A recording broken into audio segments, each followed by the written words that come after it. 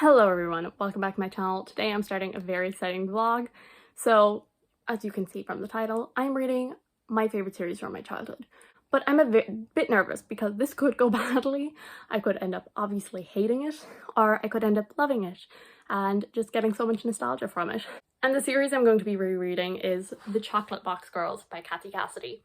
So I'm not sure will I read the short story collection or Fortune Cookie because those ones don't really have any nostalgia for me. I read them probably when I was too old and I definitely didn't enjoy them as much. But the other ones I think will have like that nostalgia that will make me enjoy them anyway. I'm starting this on a Monday and I'm going to give myself till Sunday or maybe Monday to read as many as I can because I don't want to spend like the whole month reading like these books. I want to read other books in this month. I do think I'll fly through these books anyway because they're small and the writing is huge in them. I remember like the last couple of books I read in like a day or two anyway. This is Cherry Crush and this cover does not match any of the rest of the covers because this was the original cover and then they changed it so all of the covers match. And the Cherry Crush one is actually like so beautiful. It is a bright red, which I love red, and I don't like faces on my covers. So this follows a character called Cherry. And she is moving to Somerset to live with her dad's new wife slash girlfriend. And then she gets a crush on this boy that she meets. But the problem is he is already dating someone who happens to be Cherry's new stepsister, which, I mean, that's just messy. So it's saying this came out in 2010, which I would imagine that was the year that I read this. So we're talking about 11 years ago. And then I read the rest of the books as they came out. And in 2015, she brought out Fortune Cookie, which does not follow any of her original characters. It is a new character. And I did not care for this book. I remember it too much. At this stage, I was definitely like, okay, I think I'm too old for these books. This is kind of like in my bookstore. It's in like the 8 to 12 range, which I would agree with. By the time this book came out, I was reading YA stuff. So I was reading like The Mortal Instruments, The Hunger Games, Divergent, all of those. So we'll see about these two. I'm not convinced though.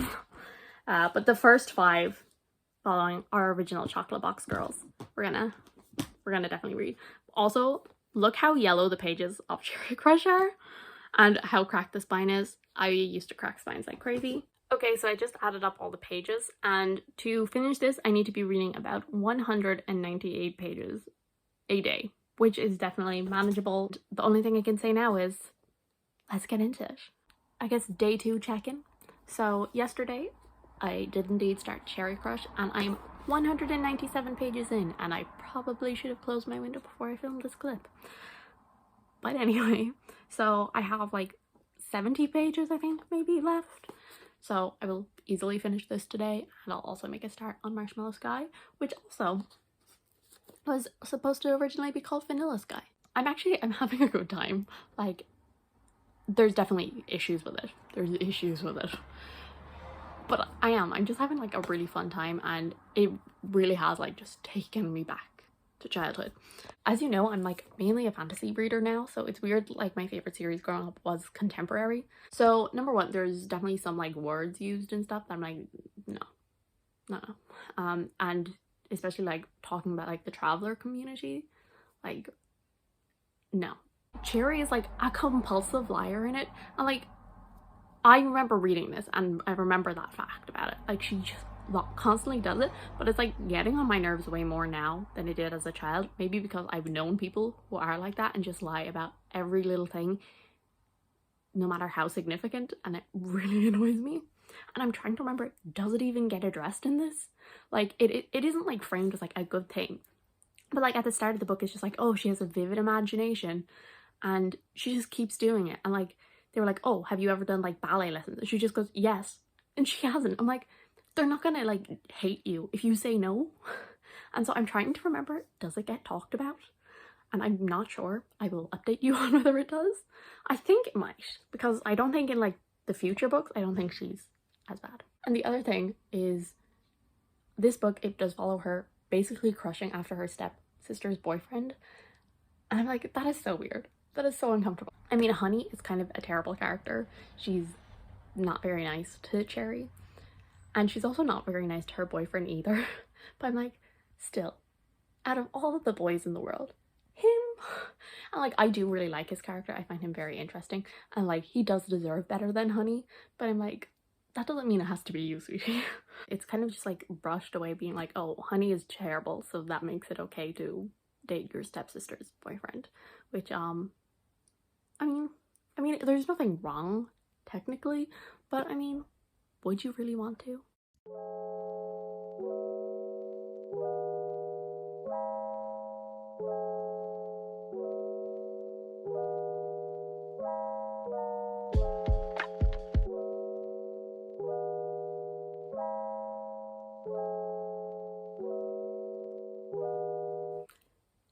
Day 3 update. So, yesterday I finished Cherry Crush. I was supposed to start Marshmallow Sky and get like a good bit into that, but I didn't feel the greatest yesterday, so I ended up just like curling in a ball.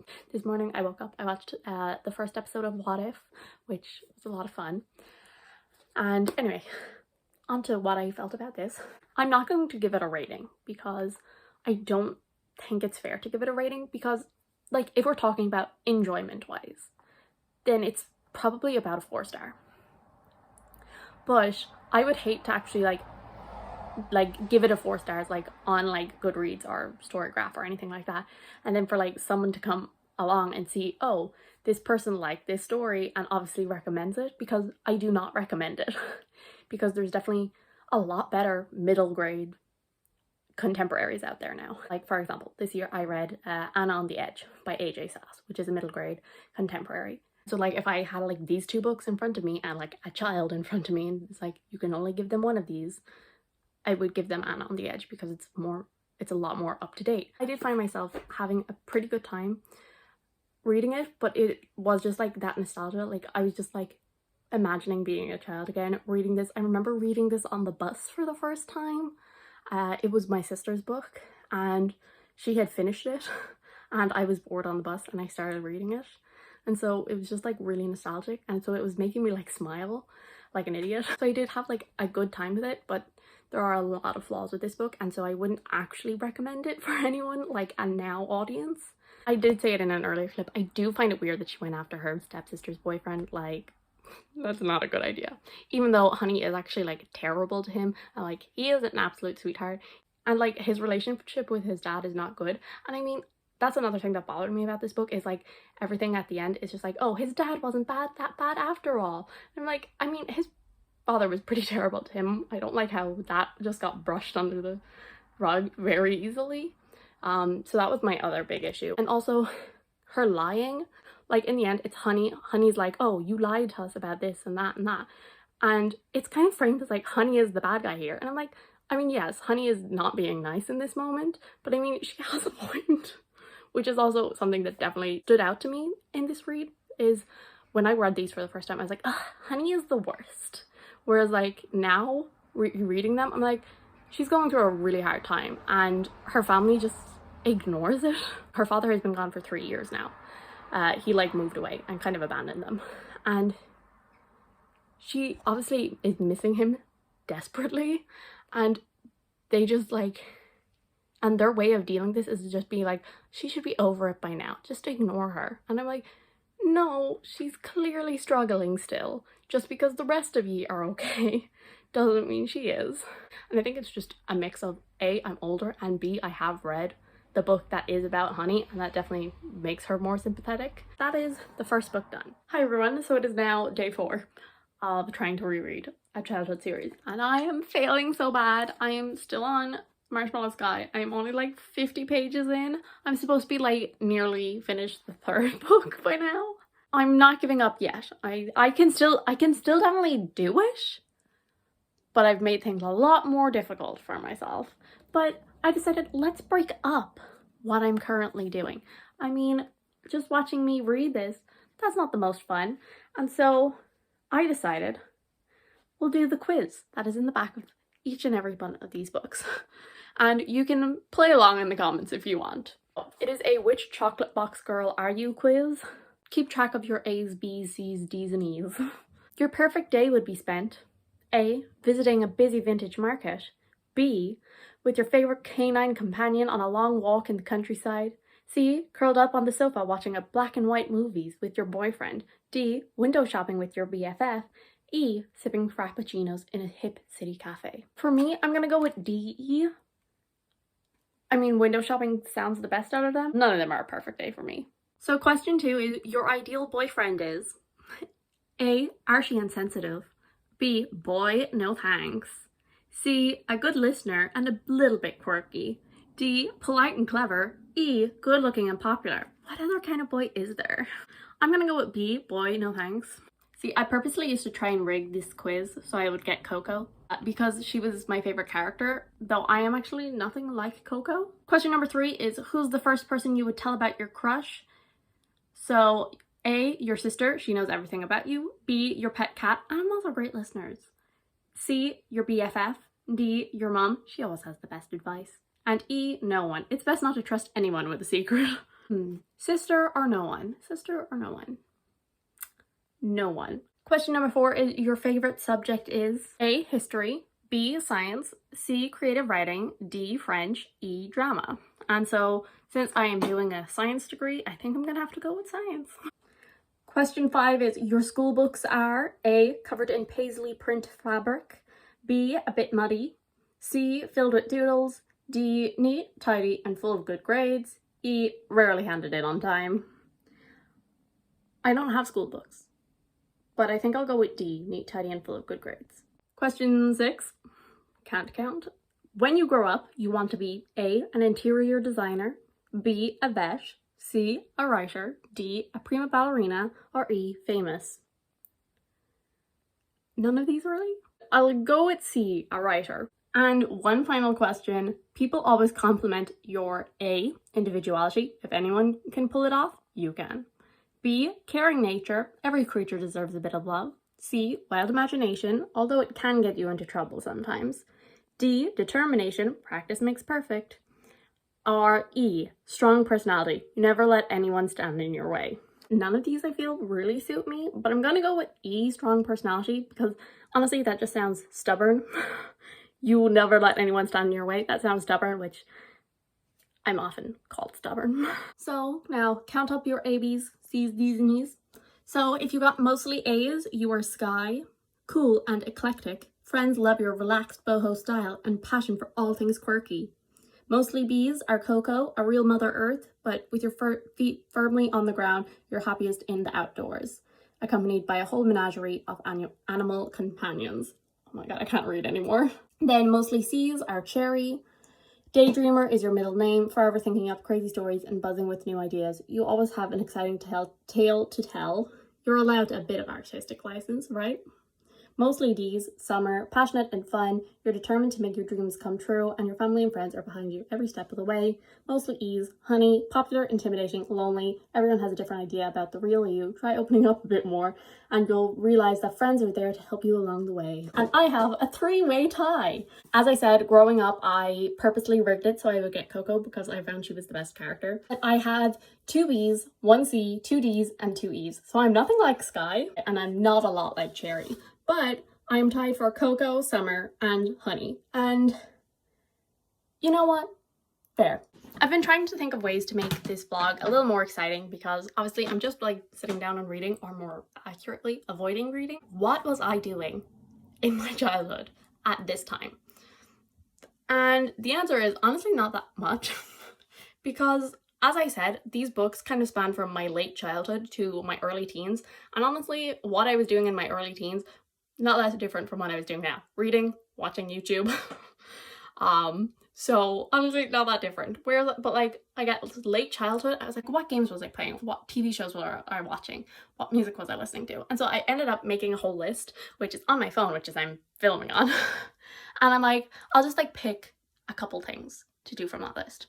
And so I have 4 things. So 1 thing to watch, 1 thing to listen to, and 2 things to play. What I'm going to watch is, and I literally only remembered it today, so it would have been, I think, the year this one came out. I watched Charmed for the first time, the original one, not the reboot. I have never watched the reboot. But I watched the first episode I remember watching is the season 5 finale, because I remember that's when Chris shows up, and Chris was always my favorite character. And then I was traumatized to learn he was only in 1 season. It was my favorite TV show back then, and it honestly, it is still one of my favorite TV shows. Just, again, childhood nostalgia, kind of like reading these books. definitely nostalgic for me. So I'm gonna watch the season 5 finale.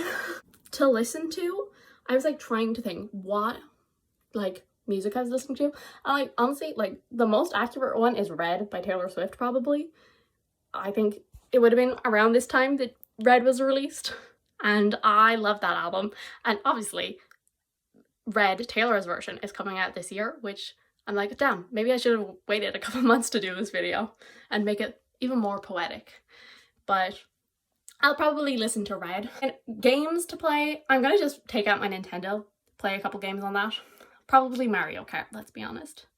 And then I'm also gonna download Fruit Ninja because I remember playing that on my cousin's phone because I didn't have a touchscreen phone yet.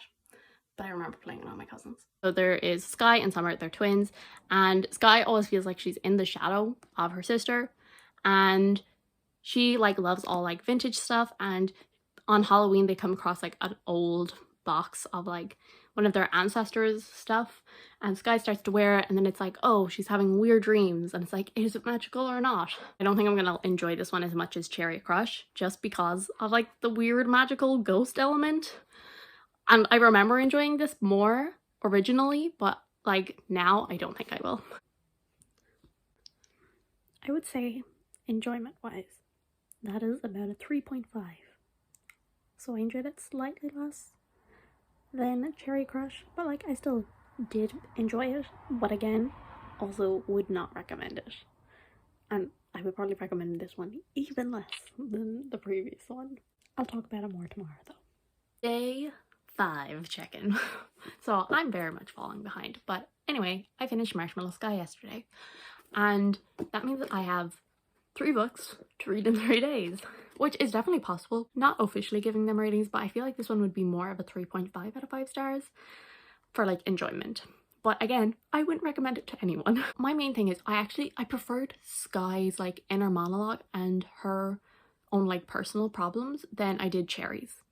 And so you would think I would prefer the story, but no, because there's this weird magical, like, is it real or not element to it, which I just did not enjoy. I even remember not really loving that element of the book when I was younger. I did enjoy her like inner conflict because, you know, she feels like she's in the shadow of her sister. She's having kind of a falling out with her friends. Honey is still being Honey, and like she's actually like standing up to her, and that causes even more problems between her and her twin. And so I find that really interesting. I really enjoyed reading from her perspective, but I just didn't really like the story itself. There's something I realized in this book, and that's probably another reason why I liked it less. So Sky's friend is like boy obsessed, so they're like 12, just 13 at the end of the book, and her friend says, "You don't get this, do you?" she says. "I don't fancy him either. That's not the point. I'm just saying he's a boy and not totally disgusting, and we need to think about boyfriends soon, Sky, or we will be left on the shelf, old and shriveled and past our sell-by date." They're 13, and like it's things like this, not just this book obviously, but like TV shows and movies and all of that, that made me like growing up. I have still never had a boyfriend. I have no interest in having a boyfriend. But it was things like this that made me feel like I was weird or wrong because I had no interest in having a boyfriend. What 12 or 13-year-old thinks like that? I mean, of course there is a few probably, but like it was just, yeah. And the last thing I want to say is I really wonder, did Alice Oseman read these books growing up? Because there's something about them that really reminds me of Alice Oseman.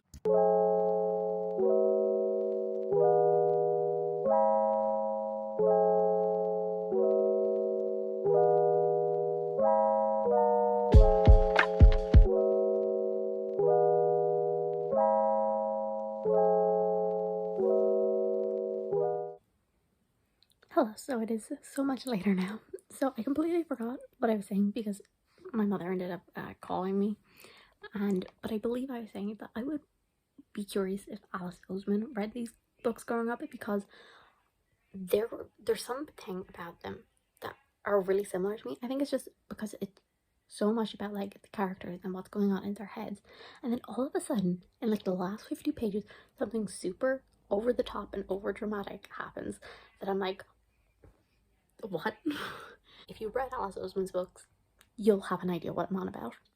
But in these books, so in Cherry Crush, they go out on her and Shay go out on a canoe, and then they like get like stranded in a cave. And in this one, like Sky like sees a ghost and like follows it and then like collapses in the snow. And I didn't like how this book dealt with friendships, because the way, yeah, just the way it ended, like her friend was kind of horrible to her throughout the whole book, and in the end they're just like, I thought you were growing away from me, and she's like, I did too.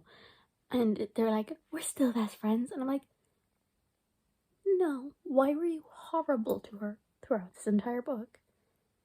Like, that's not good enough for me. I ended up actually going off today. I went to 2 different bookshops. The first one, I didn't buy anything, but, you know, I had a nosy. And then the second one was Waterspoons. I literally just put up a video yesterday of bookshelf reorganization and tour, and now I'm gonna have to move things again because I bought more books.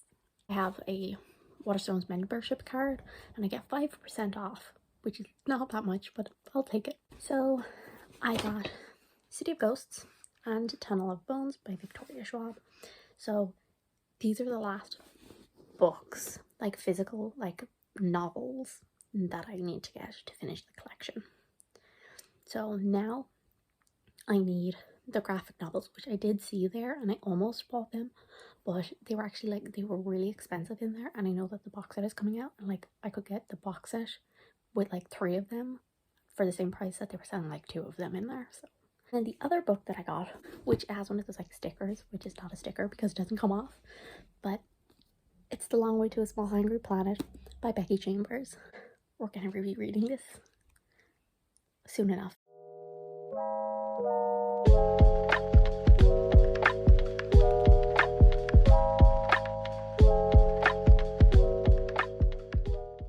It's day 6. I did not finish this book. I am only 100 pages in. And also, my neck is killing me. On Thursday night, I slept weird on it, and it is like still on Saturday killing me. Like, I'm just like, no sudden movements. And that makes reading a little more difficult, but I'm 100 pages into this and I am not enjoying it. Like, at least with the first 2, like, I had fun with them, like, nostalgic and all that, but this one, even though, like, it is nostalgic, I'm just not keen on it, because, like, I know that it's not handling the subject very well, because in this one, the main character, Summer, she has an eating disorder. She is a dancer. She wants to, like, be a ballerina and all of this, and, like, her friend was told before that her body wasn't right to be a ballerina, and that kind of, I guess, stuck with Summer, and now she's having like a second chance to audition for like a ballet school, and so she kind of starts to spiral. But I just don't think it's handled very well, mostly because, so these books are written in first person, and so her way of thinking is obviously not right, but it's never really said in this book that it isn't right to think this way until like 200 pages in, if I'm remembering correctly. I'm only 100 pages in and it hasn't been said so far. It says 9+ on the back, right?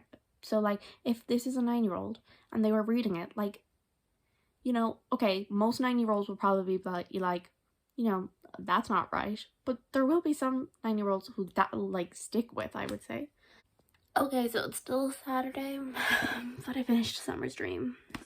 This one's like, I would say like a 2.5. Like, even with nostalgia, I couldn't look past the problems like I could with the first 2. I was like, oh, problems, but like, I'm having a bit of fun. Whereas this one, all I could see was like the problems. Yeah, I just felt very conflicted about this book because, again, just like with the first 2, there's, you know, slurs about travelers and stuff. There's a couple of other things in here that like weren't in the first book that were like made into jokes, like there's like a movie or TV show or something being filmed where they live, and like one of the boys is an extra and wears makeup, and like they make a joke out of that. So I am not an Own Voices reviewer for eating disorders, but growing up, this definitely, like, it taught me something about it, because I knew people. Reading this, I was like, oh, I recognize that kind of stuff. But as a grown-up, coming back and reading it, it's just not handled well in my opinion. And as I said, I am not an Own Voices reviewer, so obviously my word is not what you should go by. The first time that like another person kind of properly tells her that this isn't good, that she shouldn't be dieting and restricting her food, it's on page 141 out of a 250-page book, so over halfway.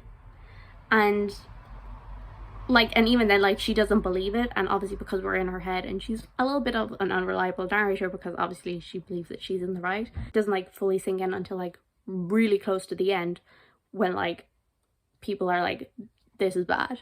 So yeah, I'm not being very eloquent with my thoughts. And also her sister Honey, who is kind of terrible. She's one of the first people that actually notices that she's like feeding her food to the dog and just like pushing food around the table basically. And then she like uses it against her sister, and like that annoyed me so much. Like, I know Honey is supposed to be like going through stuff and all of that, and I mean in the end it is kind of a big waking up moment for her, but I didn't like that. She was like, I won't tell her grandmother that you're starving yourself if you tell her that I'm staying at a friend's house. And it's like, honey, that is far even for you. So every book is getting worse and worse for me, but I think the next two I'm actually going to enjoy more than this. I think this is going to be my least favorite one. But anyway, that's all for now. I'm looking for. Is that so? Oh, it is so.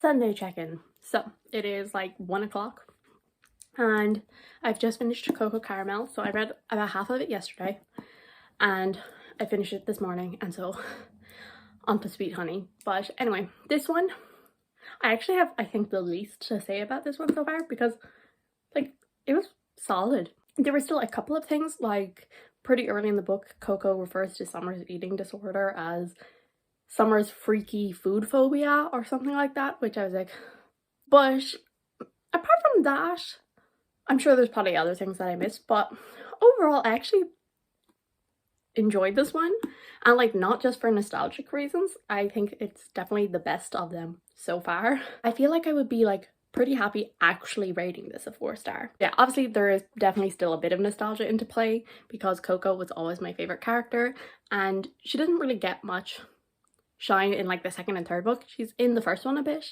and she's barely in the second and third, and then in this one obviously it's her own book, and so I remember being so excited about this. And I really enjoyed it, and I definitely think it is the best one of them so far anyway. And definitely for my own personal enjoyment, it would be about a 4-star. And the plot actually in this one gets going way quicker. As I've said before, a lot of these, it's just us being in their heads, their feelings, what's going on in their lives, etc. And this one actually like has a bit of plot in there. So in this one, Coco, she rides a horse that she is not supposed to at her riding lessons, and then the horse gets sold after she falls off, and she goes to spy on the horse to make sure the horse is okay, and sees it being abused, and then her and another boy, they rescue the horses, also known as stealing. And like, does she really face any consequences for that? Not really, but it's okay. And so like that actually happens pretty early in the book, and so like you're actually like going through the story way quicker than the rest of them. I really don't have that much to say about it. I enjoyed it. It was obviously nothing spectacular or anything, but it's definitely a lot more solid than I think of other books in the series. So overall, I had fun with it. So for reading Sweet Honey, I decided I needed some background music, and so I picked out my old iPod, which I've had since I was 8, so even before I started reading these books. Hello everyone. So it is now Monday. It is the last day of this vlog because I have had to extend it because I did not finish Sweet Honey last night, which I kind of thought I wouldn't, but I gave it a go. I got about 150 pages in, so I'm definitely going to finish that today pretty easy. But right now, I'm going to try and film like 3 videos because the girl's gonna be going back to college soon and I'm trying to stock up on videos. So I'm gonna just try and film a load right now. So.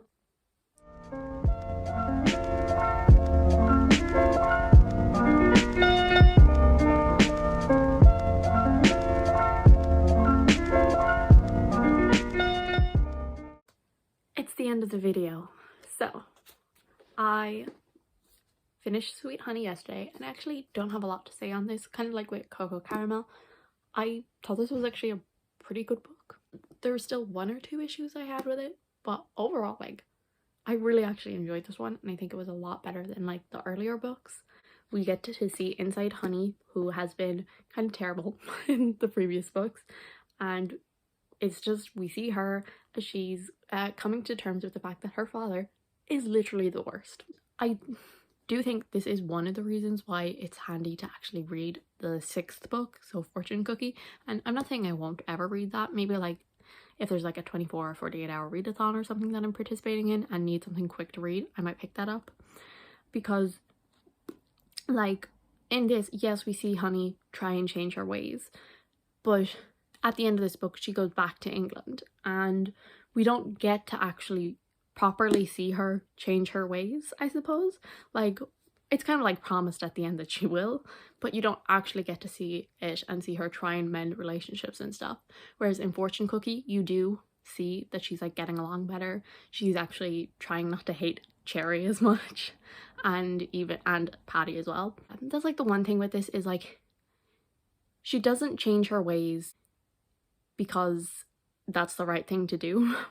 I mean, she does kind of, but what really makes her change her ways is when she starts getting treated the way she was treated the whole time. Like, she kind of starts to get like cyberbullied and all of that, and it's like that makes her realize she was a terrible person. And I'm like, I mean, it would have been nice if she came to this conclusion before that. Again, this is another one that I would actually give a 4 stars. Something I did actually like in this book is, so obviously throughout the first 4 books we see Honey, she does not want Patty there. She's constantly being like, you're not my dad is way better than you, he's the greatest, he's like a rich businessman and he would do this and that. And then like in this book she realizes, number one, my dad is loaded and doesn't pay for anything in our lives. So page 283, she calls her mother, and it's just the stark difference between her mother and her father, and like the way she's treated her mother and like blamed her for everything, and yet her mother is the one who's there for her, who listens to her, who's like, don't worry, I'll sort this out. And even so on page 293 then, so she's saying that she's going home and all of this, and she says, I'm not so scared now, people know about it, Mom and Patty are onto it. And I thought that was like definitely like showed character development, but like it was very subtle because she realizes Patty and of course her mother will look out for me, and I'm like, growth. So let's like rank the 5 books. So my least favorite was Summer's Dream. This was like a 2 or a 2.5. I didn't really enjoy it. In Marshmallow Sky, this one, Sky is one of my favorite main characters. I really like her. I find she's really interesting, but I just don't really like the plot of this one. So this is maybe like a 3.5-ish. Then Cherry Crush is like a 4 stars, but like a problematic 4 stars. Cocoa Caramel and Sweet Honey, I think they're both actually solid books, and I actually really enjoyed them both, and like actually like 4 stars them. I think I'll go Cocoa Caramel in number 2, and then I think I'll go Sweet Honey in number 1. So it's nice to see like an author's growth. Like her books, definitely there was a change in her books, and I really enjoyed the later ones, and so like that's nice. But like Cherry Crush definitely had the most nostalgic points for it, so I really loved it for that reason. And yeah, I would not recommend anyone read them, but I mean, if you have read them when you were growing up and are looking for some nostalgia, then yeah, do that. But otherwise, probably not. So that brings me to the end of this video. Thank you guys so much for watching. I do hope you enjoyed. If you did, subscribe, and I will see you all in the next one. Bye!